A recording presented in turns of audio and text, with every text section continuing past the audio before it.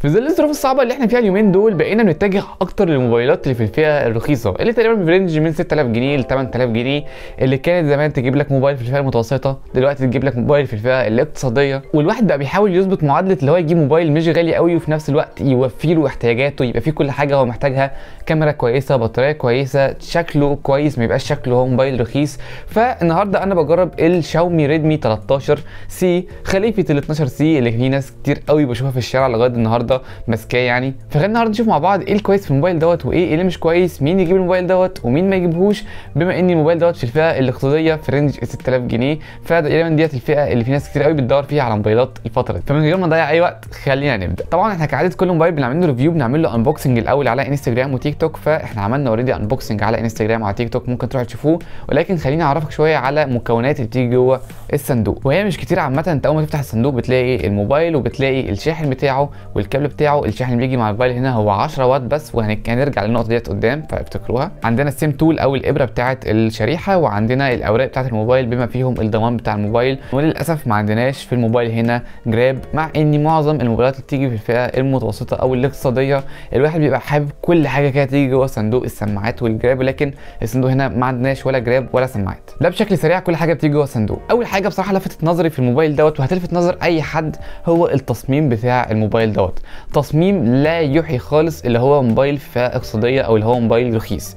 من اول الظهر اللي بيلمع كده بصراحه شكله جلوسي قوي، ولكن حابب اقول هو مش جلوسي في كل الالوان. يعني في الوان بيجي فيها الموبايل دوت بيبقى الظهر مش لميع كده، ولكن اللون اللي معايا هنا اللي هو لون اخضر، هو ليه مسمى معين على فكره خلينا ممكن نقراه كده، اسمه كلوفر جرين، ولكن هو يعني لون اخضر. فاللون الاخضر اللي معايا هنا هو بيجي بظهر لميع، وبصراحه شكل الظهر حلو جدا وروش جدا، خصوصا مع الكاميرات الكبيره قوي اللي هنيجي نتكلم عليها كمان شويه، ولكن هتلاقي مكتوب جنبها كده 50 ميجا بكسل. فشكل الكاميرات مع التصميم البوكسي بتاع الموبايل دوت بصراحه من ظهر كده شكله حاجه فخامه على الاخر بصراحه، شكله شيك جدا. كمان زي ما قلت اللي هو الحواف بتاعته مسطحه مش راوندد يعني، والموبايل واخد تصميم بوكسي شويه. وعلى فكره برده هو الموبايل حجمه مش صغير في الايد، هو دوت ملوش علاقه بالفخامه بتاعه الموبايل، ولكن في ناس كتير قوي بتكون عايزه موبايل كبير، موبايل حجمه صغير. فهو موبايل هنا على فكره حجمه مش صغير ومش كبير، ولكن حجمه كويس في الايد. عشان تكون متخيل الحجم برده الموبايل بيجي بشاشه 6.7 بوصه، يعني تقريبا نفس حجم الشاشه اللي في الايفون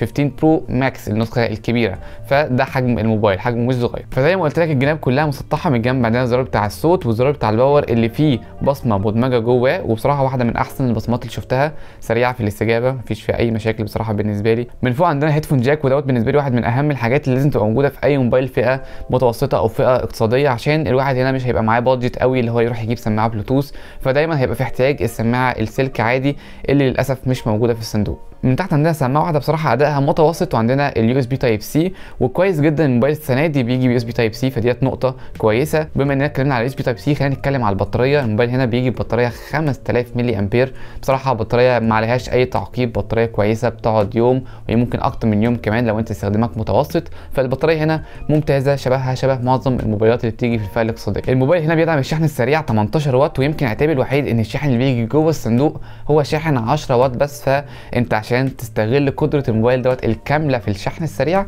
لازم يبقى عندك شاحن سريع غير اللي بيجي في العلبه، لان الشاحن اللي بيجي في العلبه هو شاحن 10 واط بس. فلو انت من الناس اللي بتحط الموبايل تشحن شويه قبل ما تنزل هتحس بالمشكله ديت. لو انت من الناس اللي بتسيب الموبايل تشحن وهي نايمه تصحى الصبح تاخد الموبايل كده 100%، فمش هتحس قوي بالمشكله ديت. زي ما قلت لكم من شويه الشاشه اللي عندنا هنا هي 6.7 انش او يمكن كمان اكبر حاجه بسيطه، فهي شاشه حجمها كبير لمحبين الفرجه على الافلام، الفرجه على الصور، الناس اللي بتحب الشاشات الكبيره عامه. الموبايل هنا شاشته كبيره، شاشته مش صغيره، وديت حاجه كويسه. الحواف بتاعت الموبايل تعتبر معقوله نسبيا، ما عدا الحته اللي تحت كده في عندنا حته دقن صغيره. وكمان بالنسبه للكاميرا فهي بتيجي على النوتش اللي هو العادي الطبيعي جدا، مفيش اي يعني ايه فزلكه في الموضوع، النوتش العاديه اللي بتيجي في معظم الموبايلات. الشاشه بتيجي اتش دي من نوع اي بي اس، وحاجه ملحوظه جدا السنه دي ان الشاشه بتيجي بتردد 90 هرتز، فالشاشه ادائها معاك سموث كده وسريع وسلس في الايد. ميزه بحب اشوفها في كل الموبايلات اللي هو يجي بتردد شاشه سريع، وزمان كانت بتيجي في الموبايلات الغاليه بس، فان دلوقتي تيجي في الموبايلات الرخيصه ديت حاجه كويسه. السطوع بتاع الشاشه مقبول جدا كموبايل في الفئه الاقتصاديه، والشاشه عامه ما عنديش عليها اي تعليق، هي شاشه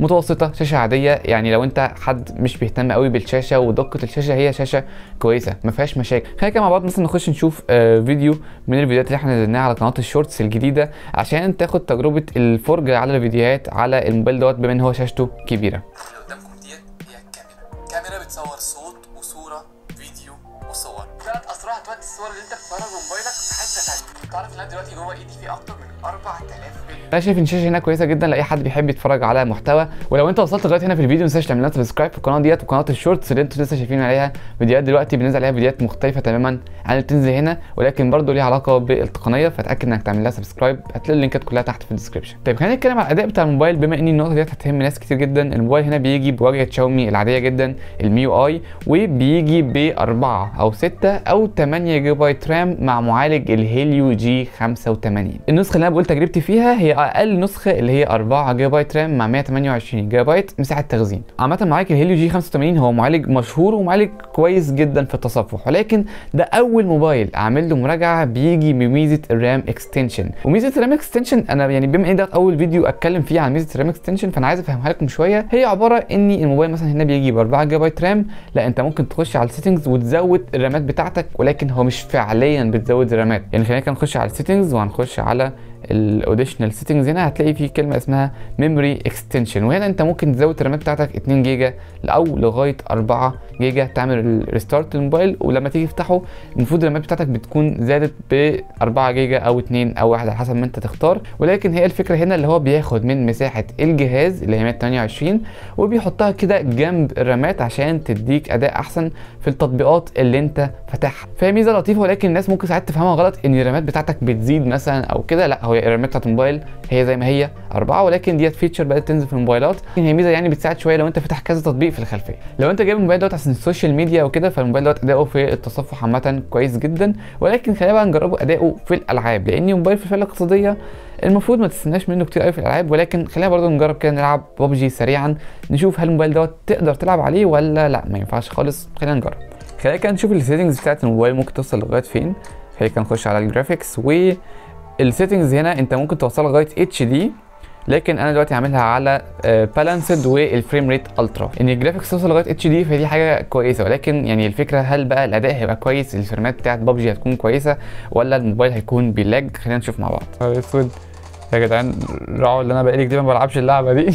راعوا اللي انا بقالي كتير ما بلعبش اللعبه دي.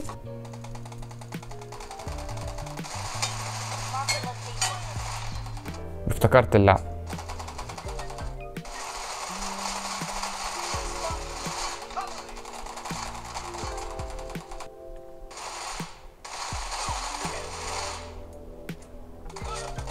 اوكي، هو كموبايل اقتصادي انا شايف ان انا قادر العب عليه جدا. فلو انت حد عايز تلعب او عايز تجيب موبايل اقتصادي وحاطط في الاعتبار ان انت عايز تلعب عليه، لا اظن الموبايل دوت انت تقدر تلعب عليه عادي. كمان حط في اعتبارك ان ديت اقل نسخه ال 4 جيجا بايت رام، فانت لو جبت نسخه اعلى ممكن الاداء يفرق شويه. اوكي، خلينا نخش بقى على جزء الكاميرات. وهنا احنا محتاجين نتكلم شويه لان من ورا شكل فيه كاميرات كتير. شكل فيه كاميرتين، تركز كده تلاقي فيه لا في 3 كاميرات لان في عدسه فيها كاميرتين.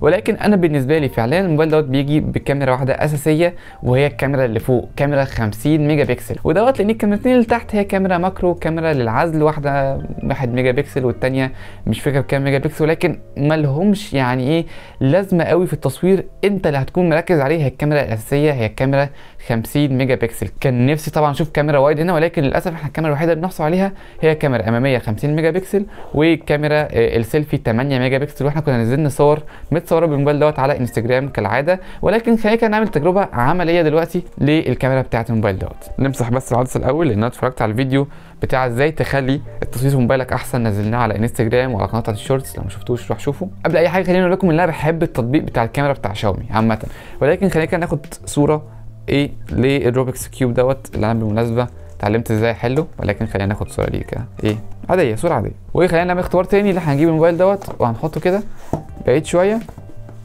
تمام، وهنصوره وخلينا نشوف مع بعض الصور. دي اول صوره بتاعت روبكس كيوب، وانا بصراحه شايف ان الكواليتي بتاعت الكاميرا الوحيده ال 50 ميجا بكسل هي كواليتي مقبوله جدا، خصوصا لما نروح الصوره اللي بعديها بتاعت الصندوق من بعيد نعمل زوم كده شويه هنلاقي لا في تفاصيل باينه كموبايل في الفئه الاقتصاديه، فهي الكاميرا مقبوله وتفاصيل مقبوله جدا في الكاميرا الوحيده ال 50 ميجا بكسل. رغم ان الكاميرا الاماميه 8 ميجا بكسل، لكن انا شايف ان هي بتطلع صور كويسه جدا في الاضاءه الكويسه جدا. لكن في الاضاءه الضعيفه او المتوسطه هتلاقي ان دقه الصور بدات تبقى متواضعه اكتر. فيعني انصحك انك لو هتجيب الموبايل دوت تبقى عامل حسابك انك تصور بيه سيلفي في اضاءه كويسه، وما تبقاش متوقع منه صور سيلفي كويسه في الاضاءه المتوسطه. واللي مساعد قوي الصور هنا هي تطلع كويسه ككاميرا اماميه او خلفيه هي معالجه الصور من السوفت وير. فيعني المعالجه بتاعت الصور والوانها بصراحه كويسه. طيب بالنسبه بقى لسعر الموبايل دوت في السوق المصري كام؟ السعر الرسمي لسه ما تمش الاعلان عنه، ولكن خليني اقول لك واكد لك ان النسخه اللي هي اقل نسخه اللي هي معايا ديت اللي هي 4 جيجا بايت رام 128 جيجا بايت مساحه تخزين